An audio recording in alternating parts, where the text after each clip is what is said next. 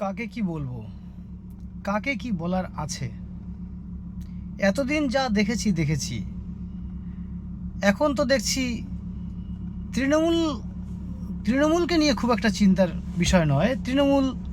তৃণমূলের যারা আছে তারা যা করছে তো হিসেব মতো ঠিকই করছে। এখন চিন্তা এবং ভাববার বিষয়, ভয়ের বিষয়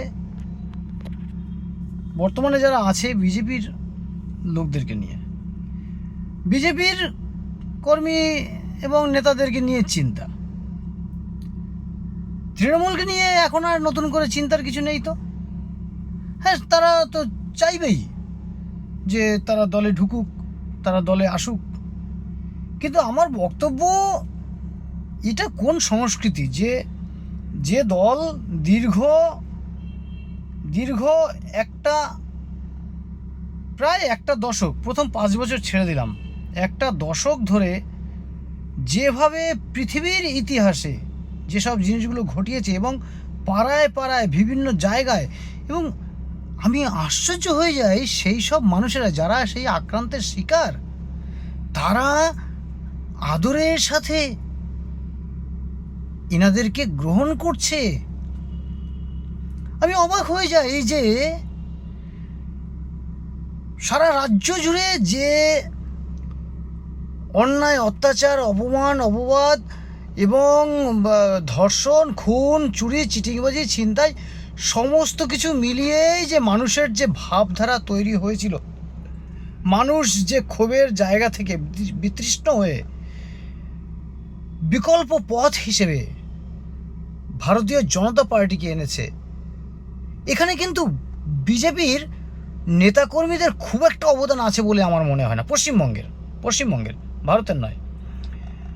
সেই জায়গায় দাঁড়িয়ে কিভাবে এই বিজেপির নেতারা ওই তৃণমূল থেকে লোকজনকে রাতারাতি একসাথে চলার শপথ নিচ্ছে, সঙ্গবদ্ধ থাকার করছে, বলছে পাড়ার ছেলে যাবে কই। ও 2021 সালে এই কথা তারা বলেছিল। আমি তো মনের মাথা থেকে প্রত্যেক দিন বেরোই, প্রত্যেক দিন করি, কই আমাকে তো কেউ কোনো দিন দাঁড় করিয়ে বলতো না সুব্রত দা একটু দাঁড়ান।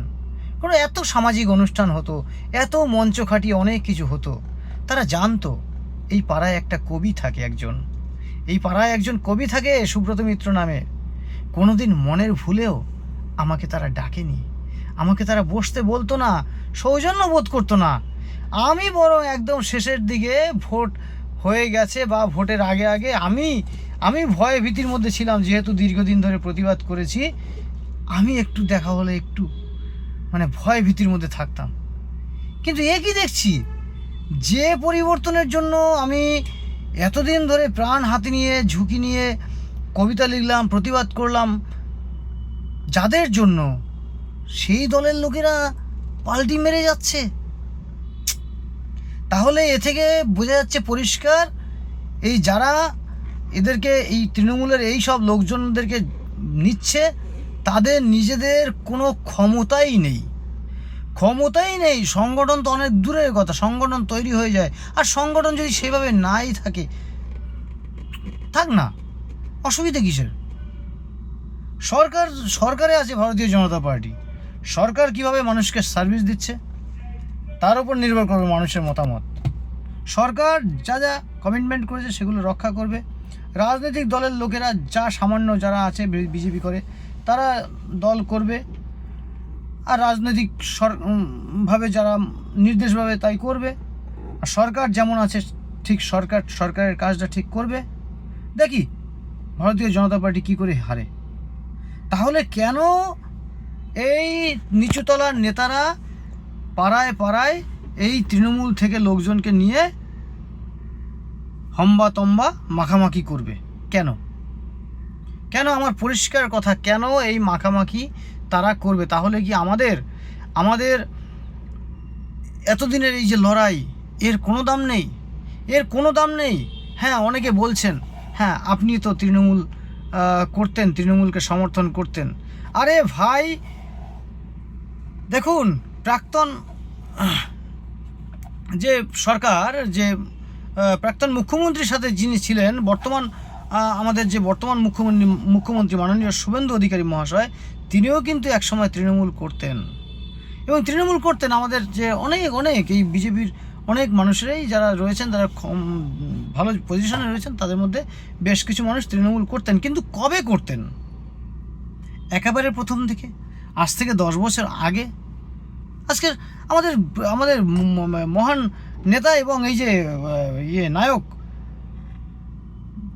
আমাদের মিঠুন চক্রবর্তী, তিনিও তো তৃণমূলের একেবারে সংস্পর্শে একসময় এসেছিলেন।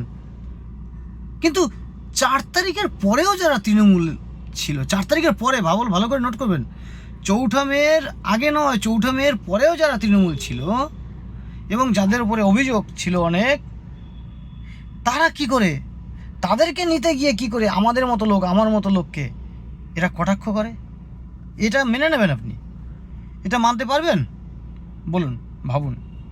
যাই হোক, আমার বক্তব্য আপনারা যা পারছেন তাই করুন। পশ্চিমবঙ্গে পরিবর্তন এনে দেওয়ার দরকার ছিল, পরিবর্তন আনা হয়েছে। আমার তাতে কিছুটা হলেও ভূমিকা আছে, আমার মতো মানুষদের কিছুটা ভূমিকা আছে। নেতারা স্বীকার করবেন না, কি যায় আসে, কিন্তু স্বীকার একদিন করবেন। আর স্বীকার না করলেও মনে মনে অনুভব করবেন যে এই কবি সুব্রত মিত্র নামের একজন, সে কিন্তু বলেছিলেন, তিনি লিখেছিলেন যে এরকম একটা বক্তব্য দিয়েছিলেন। সেদিন আপনার এক সময় কিন্তু আপনাদের অস্তিত্ব নষ্ট হওয়ার উপক্রম হবে। কারণ এই যাদেরকে ঢোকাচ্ছেন না, এরা কিন্তু সবসময়ই এই কাজ করে এসেছে, আজকের নয়। এরা এর বিগত দিনগুলোতেও তাই করেছে। এদের কোনো নীতি আদর্শ কোনো কিছু নেই। এরা যখন যে রাজনৈতিক দল থাকবে সেই দলের এতে থেকে নিজেকে ক্ষমতাবান এবং রাজনৈতিক ব্যক্তিত্ব হিসেবে, আসল কথা এরা রাজনৈতিক ব্যক্তিত্ব হিসেবে সমাজের সামনে থাকতে চায়। সমাজের সামনে এরা সবসময় নিজেকে হর্তাকর্তা করে রাখবে। এটাই যদি হয়, তাহলে যারা হর্তাকর্তা তারাই সবসময় নেতৃত্ব, তারা মানুষের কাছে ভোট চাইতে আসবেন না, মানুষকে বলবেন না, মানুষকে অনুরোধ করবেন না। সব রাজনৈতিক দলকে বলছি, এই ধরনের পন্থা চলতে থাকলে তাহলে মানুষের কাছে হাত জোর করবেন না। ধন্যবাদ।